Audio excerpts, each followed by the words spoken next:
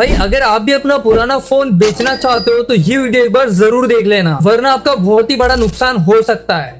ज्यादातर लोग सोचते हैं कि भाई सिर्फ फोटो डिलीट कर दो या फिर फैक्ट्री डाटा रिसेट कर दो बस हो गया, लेकिन साइबर एक्सपर्ट के अकॉर्डिंग भाई अगर आपने सही सेटिंग नहीं बदली तो आपका पर्सनल डेटा, पासवर्ड या फिर आपके बैंक की डिटेल जो है वो सॉफ्टवेयर के थ्रू निकाली जा सकती है। थोड़ा सा सोच के देखो, अगर आपकी व्हाट्सएप की चैट या फिर आपकी बैंक की डिटेल्स, यूपीआई वगैरह और आपके गूगल अकाउंट का एक्सेस किसी स्ट्रेंजर के हाथ में लग जाए, ये सब बिल्कुल हो सकता है क्योंकि आपने अभी तक अपने फोन को सही से रीसेट भी नहीं किया है। तो इसलिए आज मैं आपको इसी 10 स्टेप्स बताने वाला हूँ, आपको फोन को बेचने से पहले जरूर कर लेनी चाहिए। तो भाई वीडियो को एंड तक देखना क्योंकि हर स्टेप बहुत ही ज्यादा इंपॉर्टेंट है। दोस्तों आज के टाइम पर लोग क्या करते हैं, हर 1 या 2 साल के अंदर अपना फोन चेंज करते रहते हैं, तो अपना पुराना फोन सेल कर देते हैं या फिर किसी को दे देते हैं। लेकिन बहुत ही कम लोगों को पता है कि भाई सिर्फ पर्सनल डेटा या फिर फोटो हटाने से या फिर फोन को रीसेट करने से अपना डेटा क्लियर नहीं होता। अगर आपने भी अपने पुराने फोन का डेटा क्लियर नहीं किया है तो रिकवरी सॉफ्टवेयर का यूज करके भाई कोई भी आपका डेटा जो है वो वापस निकाल सकता है और आपके साथ बहुत ही बड़ा फ्रॉड भी कर सकता है, चाहे वो फिर फोटोज हो, वीडियोस हो या फिर कोई पासवर्ड हो या सबसे इम्पोर्टेंट आपकी बैंक की डिटेल्स ही क्यों ना हो। और भाई आज के टाइम पे यूपीआई इज इम्पोर्टेंट, अगर आपकी यूपीआई लीक हो गई तो भाई आपके बैंक अकाउंट बिल्कुल ही सुरक्षित नहीं है। आज के इस वीडियो में मैं आपको ऐसी 10 सेटिंग बताने वाला हूँ जो कि आपके बहुत ही ज्यादा काम आएगी और बहुत ही ज्यादा इंपॉर्टेंट है, जो कि आप अपने पुराने फोन को बेचने से पहले इन स्टेप्स को जरूर फॉलो कर सकते हो। चलिए शुरू करते हैं, लेकिन अभी तक आपने चैनल को सब्सक्राइब नहीं किया है तो भाई जरूर से कर लेना, साथ में बेल आइकन को जरूर प्रेस कर लेना ताकि हमारी आगे आने वाली सभी वीडियो सबसे पहले आप तक पहुंचे। Step 1, cloud backup settings.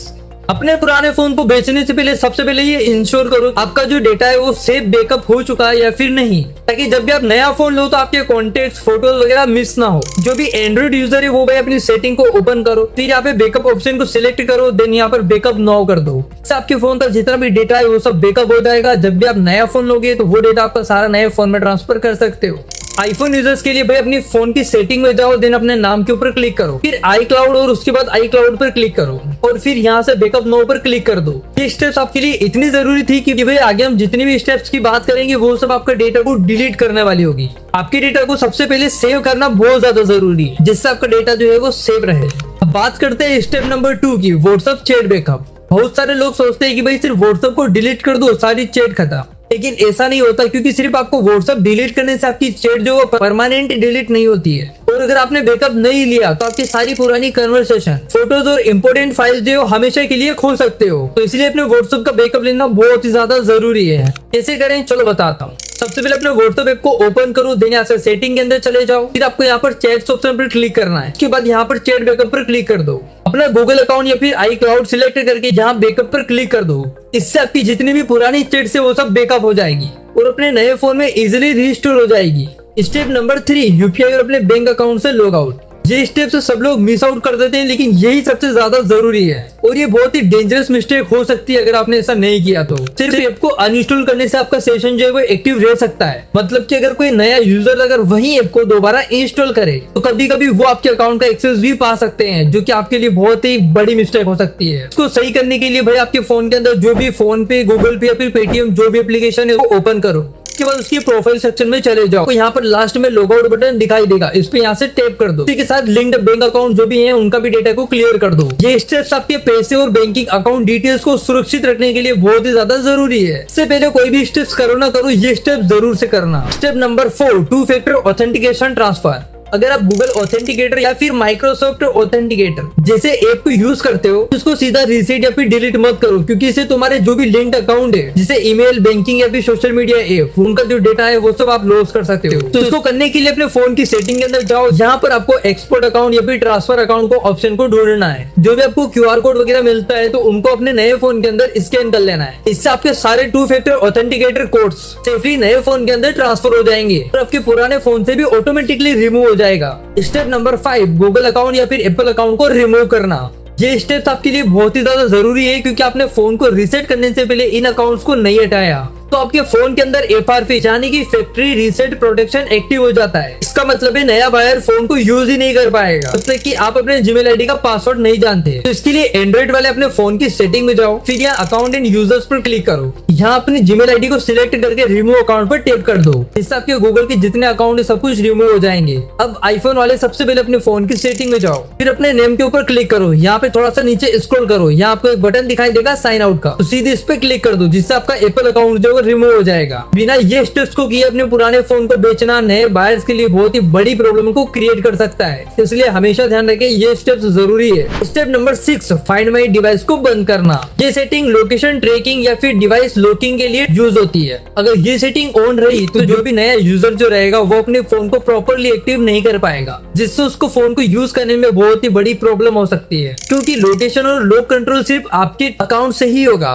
तो इसके लिए अपने फोन के सेटिंग में जाकर सिक्योरिटी ऑप्शन पर क्लिक करो। यहाँ आपको फाइंड माई डिवाइस मिलेगा, इसको यहाँ से ऑफ कर देना है। ये स्टेप्स नए यूजर्स को भाई फुल ओनरशिप देने के लिए बहुत ही ज्यादा जरूरी है, जिससे वो अपने फोन को प्रॉपरली यूज कर पाएगा। स्टेप नंबर 7, स्टोरेज इंक्रिप्शन को चालू करना। ये सेटिंग आपके डेटा को भाई रिकवरी सॉफ्टवेयर से बचाती है। मतलब कि आपको कोई भी बंदा आपको पुराना फोन लेके अगर वो रिकवरी टूल को ट्राई करेगा तो एनक्रिप्शन की वजह से वो पुराना जो डेटा है वो पढ़ नहीं पाएगा, तो ना ही उसके साथ कुछ छेड़छाड़ कर पाएगा। तो इसको करने के लिए अपने फोन के अंदर सेटिंग में जाओ, देन वहाँ पे सिक्योरिटी एंड प्राइवेसी के अंदर क्लिक करो, फिर आपको यहाँ पे एनक्रिप्ट फोन का ऑप्शन मिलेगा। अगर वहाँ पे एनक्रिप्टेड लिखा हुआ है तो आपका फोन हमेशा से सिक्योर है, अगर नहीं है तो उसको तुरंत वहाँ से ऑन कर देना है। ये एक छोटा सा स्टेप है, लेकिन आपकी प्राइवेसी के लिए बहुत ही बड़ा डिफरेंस बनाता है और आपको आपके डेटा लीक से भी बचाता है। स्टेप नंबर 8, सिम कार्ड और माइक्रो SD कार्ड सेटिंग्स। अपने फोन को रीसेट करने से पहले भाई ये भी चेक करना बहुत ज्यादा जरूरी है कि अपने सिम ट्राई को प्रॉपरली चेक करो। इसको करने के लिए सिम एजेक्टर टूल का यूज करो और देन अपने सिम को या फिर SD कार्ड को बाहर निकालो। अगर आप ई सिम का यूज करते हो तो वहाँ पे उसको रीसेट करने से पहले इरेजर ई सिम का ऑप्शन को जरूर से सिलेक्ट करो। कई बार लोग सिम निकालना तो याद रख लेते हैं, लेकिन सिम को इरेजर करना बहुत ही जल्दी भूल जाते हैं। इससे पहले वाला नंबर भी आपके फोन के अंदर बहुत सारे इश्यूज क्रिएट कर सकता है। तो इस स्टेप्स को करना बिल्कुल नहीं भूले, क्योंकि ये आपके लिए बहुत ही जरूरी हो सकती है। स्टेप नंबर 9, डेटा ओवरराइट करना। जब आप अपने पुराने फोन के अंदर फैक्ट्री डेटा रीसेट करते हो तो टेक्निकली डेटा बिल्कुल ही डिलीट नहीं होता है, वो सिर्फ और सिर्फ हिडन हो जाता है। मतलब कि फोन को रीसेट करने के बाद जो एम्पटी मेमोरी दिखती है उसके अंदर सेव हो जाता है। उसके अंदर जो पुराना डेटा होता है वो छुपा रहता है और उसको रिकवरी सॉफ्टवेयर के थ्रू बहुत ही इजीली निकाला जा सकता है। इसको रोकने के लिए सबसे ज्यादा जरूरी भाई अपनी मेमोरी को ओवरराइट कर दो। अपने फोन को एक बार आप फैक्ट्री डाटा रीसेट कर दो बिना कोई डेटा डाले। अपने कैमरे से 4K में या फिर एक लंबी वीडियो को रिकॉर्ड करो या बड़े साइज की कोई फाइल को डाउनलोड करके अपनी स्टोरेज को पूरा फुल कर दो।